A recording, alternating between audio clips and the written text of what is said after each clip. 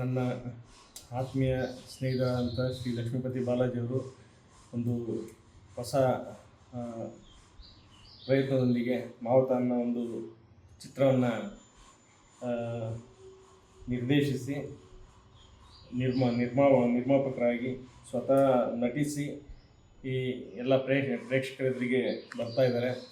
ಈ ಒಂದು ಸಿನಿಮಾದಲ್ಲಿ ನಿಜವಾದ ಆನೆಯನ್ನು ಬಳಸಿ ಚಿತ್ರೀಕರಣ ಮಾಡಲಾಗಿರುತ್ತೆ.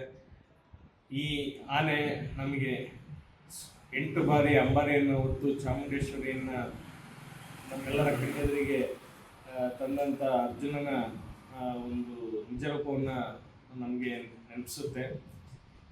ಈ ಒಂದು ಸಿನಿಮಾವನ್ನು ನೋಡೋದ್ರ ಮೂಲಕ ನಾವು ಅರ್ಜುನನಿಗೆ ಒಂದು ಅಗಾಧವಾದ ಪ್ರೀತಿಯನ್ನು ತೋರಿಸಿ ಅವನಿಗೆ ಗೌರವ ಸಮರ್ಪಣೆ ಮಾಡೋದಕ್ಕೆ ಒಂದು ಸದಾವಕಾಶ ಆಗಿದೆ.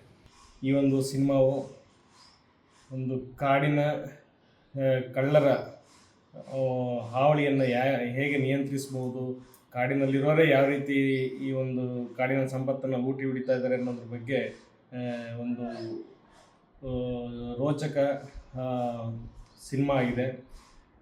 ಈ ಒಂದು ಸಿನಿಮಾ ಸಮಾಜಕ್ಕೆ ಒಂದು ಒಳ್ಳೆಯ ಮಾಹಿತಿ ಅಥವಾ ಒಂದು ಸಂದೇಶವನ್ನು ನೀಡುತ್ತೆ. ಇವರು ತುಂಬ ಯುವ ಒಬ್ಬ ನಟರಾಗಿದ್ದು ಮೈಸೂರಿನ ಒಂದು ಸೀಮೆಯವರಾಗಿರ್ತಾರೆ. ಇವರ ಮುಂದಿನ